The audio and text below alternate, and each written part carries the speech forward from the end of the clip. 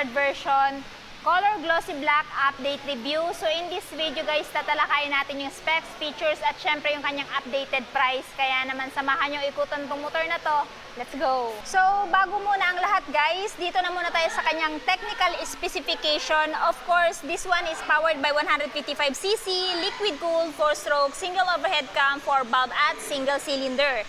Ito ay merong lakas na 11.3 kilowatts at 8,000 RPM and max torque of 13.9 Nm at 6,500 RPM. Ito din ay FI na, at pagdating naman sa kanyang fuel tank capacity guys, meron siyang 5.5 liters at ilalagay ko na lang din sa screen yung kanyang average fuel consumption.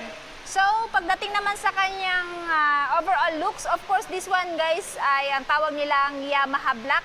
Pero kahit ganun pa man, meron siyang mga decals kagaya ng Yamaha dito, tapos dito, meron din siyang decals na 155 at saka equipped na din siya ng BVA. Stands for Variable Valve Actuation, which gives you torque sa low speed and power sa high speed. And at the same time, pagdating dito, ayan, meron siyang Mio Aerox na decals dito.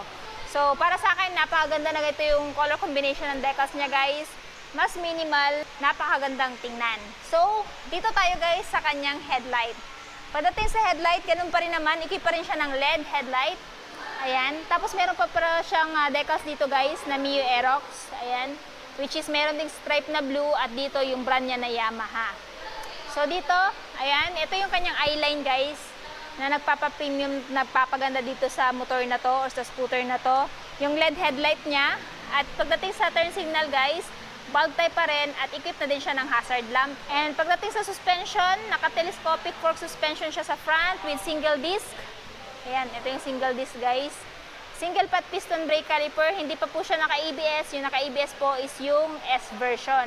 Tire size guys, dito sa front is 110 by 80 by 14 IRC yung brand. Pero, tubeless na po ito, so meaning pag mapako to, hindi siya basta-basta magpa-flat. Pagdating sa front fender guys, napakaganda din ng hulma, aggressive na din, tinerno sa itsura ng kanyang ayan, headlight, no? May pagka-curve. Ayan. Tapos sa horn, ayan guys, ito po yung horn niya. Tapos ang kinaganda dito, maganda na din po yun, may hara na din po yung engine niya, no? Ayan. Ayan. So dito tayo sa gilid. So pagdating naman guys sa mga levers, silver pa rin. Equip pa rin siya ng park brake lock dito. Meron din siyang logo ni Yamaha dito at meron pa rin siyang wind visor. Ayan, maliit na wind visor sa better aerodynamics. And meron din siyang parang sticker dito na blue core, no? So, itong blue core guys is gives you more power but less fuel. Ayan, so para sa akin goods na goods yan. Para dito kay Yamaha Mio Aerox 155. So, ito yung side niya guys. Pagdating nga pala sa kanyang seat height, meron siya seat height na 790mm at ground clearance na 145mm. So sa height ko na 5'5 guys, abot na abot ko tong si Yamaha Mio Aerox. Pero kung may height kayo like mga 5'3, abot nyo pa rin po ito, yun nga lang naka-tiptoe kayo. Ayan. So, dito naman tayo sa kanyang seat. Ito yung seat niya guys, medyo generous na. Sa long ride, hindi na masyado sasakit yung puwet nyo dito, pero sa upuan ng angkas, medyo manipis. So yung bukasan ng seat guys, itutok mo lang sa open, tapos may fuel dito. Ayan sa fuel. Tapos, ito yung sa seat. Ayan. So pagdating sa seat, medyo malaki na po yung under seat storage niya, which is 24.5 liters. Pero kung hindi pa rin kayo satisfied nito, pwede naman kayo magpakabit ng top box dito. Tapos, sa battery, ayan, hindi na masyado maabot ng baha-baha if ever ilulusong nyo ito sa baha, guys, kasi mataas na yung level ng battery niya. And, ang kinaganda dito, guys, ayan, naka-sitting upright position kayo nito. Pag maglo-long ride kayo, hindi na masyado ngawit yung inyong likod. Kasi ano kayo, guys, hindi kayo nakalin kundi naka-upright sitting position. Pagdating naman dito sa kanyang handlebar, sa dashboard, sa handlebar muna tayo, na dito yung button ng off, tapos on yung sa hazard lamp switch, tapos yung electric start, at itong si Aerox guys ay wala na pong kickstart. Pagdating naman sa kabilang grip, nandito yung kanyang high beam, low beam, turn signal switch, off, at saka yung horn. Tapos yung menu, ito yun sa dashboard guys, if ever magpapalit ka ng information. Sa dashboard, fully digital na siya. Ayan. So yung information meron dito guys is speedometer, ayan, RPM, time, convenient yan, trabahante ka, diyan ka na mag-check ng time mo, fuel gauge, no? Tapos kilometer kung ilan yung natakbo mo, trip F. Ayan, tapos F-Eco, average F-Eco, battery, since wala ka ng kickstart, dyan ka na aasa kung okay pa ba yung battery mo or hindi na.